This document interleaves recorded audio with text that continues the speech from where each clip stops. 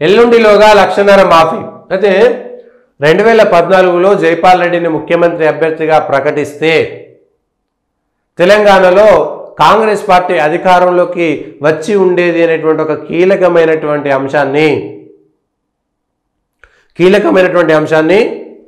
రేవంత్ రెడ్డి ఒక మాట చెప్పారు నిన్న.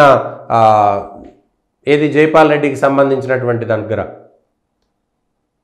అంటే 2014లో ముఖ్యమంత్రి అభ్యర్థిగా ఒక రెడ్డిని ప్రకటించకపోవడం వల్ల మాత్రమే తెలంగాణలో కాంగ్రెస్ పార్టీ అధికారం కోల్పోయింది అనేటువంటి అంశాన్ని, కాంగ్రెస్ పార్టీలో ఆ సామాజిక వర్గం ద్వారా మాత్రమే అధికారంలోకి రాగలుగుతామనేటువంటి మాటని పదే పదే వినబడడం అనేటువంటిది సహజంగా కనబడుతున్నది. కాంగ్రెస్ పార్టీలో అది ఆనవాయితీగా కూడా మారుతున్నది. 2014లో జైపాల్ రెడ్డిని ముఖ్యమంత్రి అభ్యర్థిగా ప్రకటించకపోవడం వల్లనే అప్పుడు ఉన్నటువంటి పిసిసి అధ్యక్షుడిగా ఉన్నాడు కాబట్టే రాలేదనేటువంటి అంశాన్ని అదే అర్థం వచ్చే విధంగా అప్పుడు పొన్నాల లక్ష్మయ్య పిసిసి అధ్యక్షుడిగా ఉన్నాడు. మళ్ళీ అదే ఉత్తమ్ కుమార్ రెడ్డి గారు కార్యనిర్వాహక అధ్యక్షుడిగా ఉన్నా కూడా పిసిసి అధ్యక్షుడిగా పొన్నాల లక్ష్మయ్య ఉన్నారు. ఆ తర్వాత ఆ పొన్నాల లక్ష్మయ్యను పాపం ఆయనను బలిగొన్నారు. ఆయన వల్లనే జరిగింది నష్టం అనే విధంగా ఆయనను బాగా ఇబ్బంది పెట్టారు. ఇప్పుడు మళ్ళీ అదే జరుగుతున్నది. 10 ఏళ్ల పాటు నేనే ఉంటానని రేవంత్ రెడ్డి గారు చెప్పకనే చెప్పారు. మీడియాలో డైరెక్ట్గా ఓపెన్గానే చెప్పేశారు. అంటే ఇంకో 5 ఏళ్ల పాటు, ఈ 5 ఏళ్ళు మరో 5 ఏళ్ళు ఒకవేళ మళ్ళా కాంగ్రెస్ అధికారంలోకి వస్తే బీసీ కానీ ఎస్సీ కానీ ఎస్టీ కానీ ముఖ్యమంత్రి కాలేడు అనేటువంటిది స్పష్టంగా అర్థమవుతున్నది. కాంగ్రెస్ పార్టీ అధికారంలో ఉంటే బీసీ ఎస్సీ ఎస్టీలు ముఖ్యమంత్రి కాలేరు.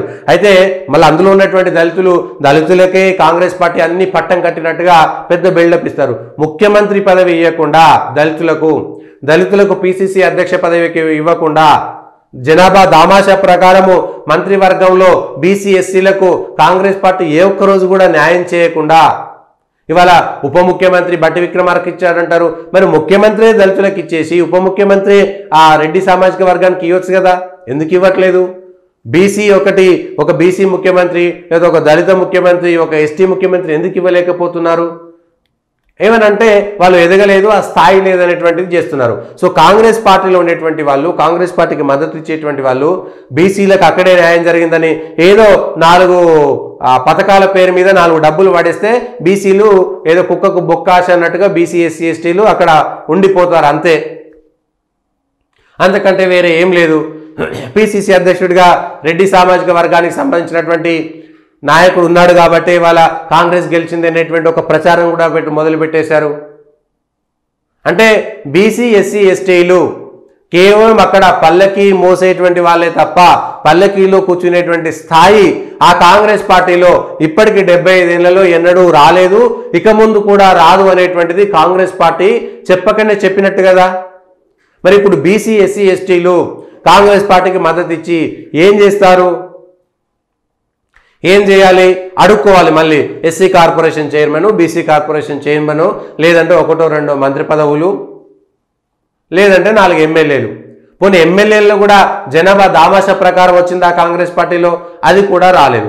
పోనీ దళితులకు గొప్పగా అనేక కార్యక్రమాలు చేసిందంటే మరి దళితులకు కూడా ఒక్కసారి కూడా ముఖ్యమంత్రి పదవి ఇవ్వలేదు కదా. ఎప్పుడో దామోదరం సంజీవయ్య గారు అనుకోకుండా అయిందే తప్ప ఆయన ఏదో కాంగ్రెస్ పార్టీ ఆయన మీద ప్రేమతో అయితే ఇవ్వలేదు. అది అంతవరకు క్లారిటీగా చెప్పగలుగుతాం. సో కాంగ్రెస్ పార్టీ మరలా ఇప్పుడు మళ్ళా స్థానిక సంస్థల ఎన్నికలకు సంబంధించినటువంటి అంశం కూడా అదే కదా. స్థానిక సంస్థల ఎన్నికల్లో కూడా బీసీలకు రిజర్వేషన్లు పెంచుతామనేటువంటి మాట చెప్పి బీసీ రిజర్వేషన్లు ఎందుకు ఇవ్వలేకపోతుంది? కాంగ్రెస్ పార్టీ అధికారంలోకి వచ్చినాక స్థానిక సంస్థల్లో బీసీల రిజర్వేషన్లు వచ్చినాయా? ఎస్సీల రిజర్వేషన్లు వచ్చినాయా? రాలేదే. స్వయంగా అంబేద్కర్ని ఓడించినటువంటి చరిత్ర కాంగ్రెస్ పార్టీది.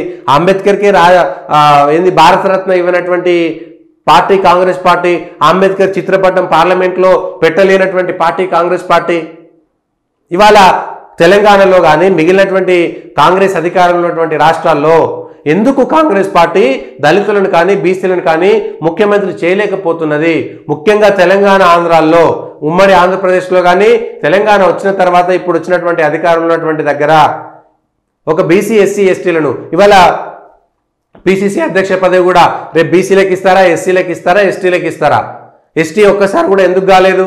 మరి ఎస్టీలను అన్యాయం చేసినట్టే కదా ఇవాళ కాంగ్రెస్ పార్టీ. మరి కాంగ్రెస్ ఎస్సీ ఎస్టీలకు అనేకమైనటువంటి అవకాశాలు ఇచ్చిందంటే ఎక్కడ ఇచ్చింది అవకాశాలు? ఏమిచ్చింది అవకాశాలు? ఎక్కడా ఇవ్వలేదు. ఆ విషయాన్ని మనం చెప్పుకోవాలి. నిన్న ఈ జైపాల్ రెడ్డి గారి ఈ సంస్మరణ సభలో తెలంగాణ ఇచ్చిన కాంగ్రెస్కు 2014 ఎన్నికల్లో అధికారం దక్కపోవడానికి ఒక తప్పిదమే కారణమన్నారు. ఎన్నికల కంటే ముందే జైపాల్ రెడ్డిని సీఎం అభ్యర్థిగా ప్రకటించి ఉంటే రాష్ట్ర రాజకీయాలు మరొకలా ఉండేవన్నారు. తెలంగాణకు జైపాల్ రెడ్డి తొలి ముఖ్యమంత్రి అయ్యేవారని రేవంత్ చెప్పారు. ఆ ఒక్క తప్పిదం వల్లే తెలంగాణ రాష్ట్రాన్ని తెగనమ్ముకునే పరిస్థితి కేసీఆర్ కుటుంబానికి దక్కిందని అధికారం కోల్పోయారనేటువంటి మాట. ఇగో ఇది స్పష్టంగా చెప్పాల్సినటువంటి మాట. అంటే ఆ రోజు కాంగ్రెస్ అధిష్టానము వాళ్ళు ఏమీ తెలియకుండా ఈ పనులన్నీ చేశారు కాంగ్రెస్ అధిష్టానం అనేటువంటిది. మళ్ళీ ఇదే రేవంత్ రెడ్డి గారు ఆంధ్రాకి వెళ్ళి రాజశేఖర రెడ్డికి వర్ధంతో జయంతో మొన్న జరిగినప్పుడు విజయవాడకి వెళ్ళి షర్మిల ఆంధ్రప్రదేశ్కు కాబోయే సీఎం అనేటువంటి మాట చెప్పారు.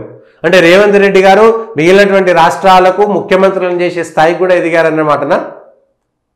నాకు తెలిసి కాంగ్రెస్లో అయితే అధిష్టానానికి సంబంధించినటువంటి పెద్దలు కాంగ్రెస్ పార్టీ ఢిల్లీలో సోనియా గాంధీ రాహుల్ గాంధీ చెప్తారు. మరి సోనియా గాంధీ రాహుల్ గాంధీ దూతలా రేవంత్ రెడ్డి ఆ రోజు షర్మిల గారికి ఆ మాట చెప్పారా ముఖ్యమంత్రి అవుతారని? ఇగో ప్లస్ జైపాల్ రెడ్డిని ఎందుకు ముఖ్యమంత్రి చేయలేదు, ఎందుకు ముఖ్యమంత్రి అభ్యర్థన చేయలేదు అంటే జైపాల్ రెడ్డి మీద సోనియా గాంధీ గారు వాళ్ళ కుటుంబానికి కక్ష ఉన్నట్ట, అందుకే వాళ్ళని పట్టించుకోలేదా? 2014లో రేవంత్ రెడ్డి గారు చెప్పినట్టుగా జైపాల్ రెడ్డిని ముఖ్యమంత్రిగా ప్రకటించకపోవడం వల్లనే తెలంగాణకు అన్యాయం జరిగిందా? తెలంగాణ కాంగ్రెస్లో ఈ విషయంలో ముఖ్యమంత్రి గారి మాటతో ఏకీభవిస్తారా? ఇప్పుడు ఒక పోల్ పెడతాం, అది ఆ పోల్లో కూడా దయచేసి స్పందించండి. 2014లో జైపాల్ రెడ్డిని ముఖ్యమంత్రి అభ్యర్థిగా ప్రకటించి ఉంటే కాంగ్రెస్ అధికారంలోకి వచ్చేదన్న రేవంత్ రెడ్డి వ్యాఖ్యలతో మీరు ఏకీభవిస్తారా? సో మళ్ళీ రేవంత్ రెడ్డి గారు చెప్పినటువంటి మాట ఏంటి? మళ్ళీ అందులో ఆ సామాజిక కోణాన్ని కూడా మనం ఒకసారి ఆలోచించాల్సినటువంటి అవసరం ఉన్నది. తెలంగాణలో ఉన్నటువంటి సమాజం కూడా ఆలోచించాల్సినటువంటి అవసరం ఉంది. కాంగ్రెస్ మాత్రమే దళితులకు న్యాయం చేసినటువంటి దళితులారా ఒకసారి ఆలోచించండి. ఏ కోణంలో దళితులకు న్యాయం చేసింది? ఎక్కడో 4 ఇండ్లు కట్టించి 4 చోట్ల 4 ఏదో భూములు పంచిపెట్టింది, 2 ఇండ్లు ఇచ్చింది, ఇంతేనా? బీసీలకు ముఖ్యమంత్రి ఎందుకు చేయలేకపోయింది? ఎస్సీ ఎస్టీలను ఎందుకు పిసిసి అధ్యక్షుడు నియమించలేకపోయింది? ఎస్సీ ఎస్టీలను ఎందుకు ముఖ్యమంత్రిగా చేయలేకపోయింది? ఒక్కసారి ఆలోచించాలి. ఈ విషయానికి సంబంధించి కూడా నిన్న ఇదే విషయంలో కూడా ఉంది.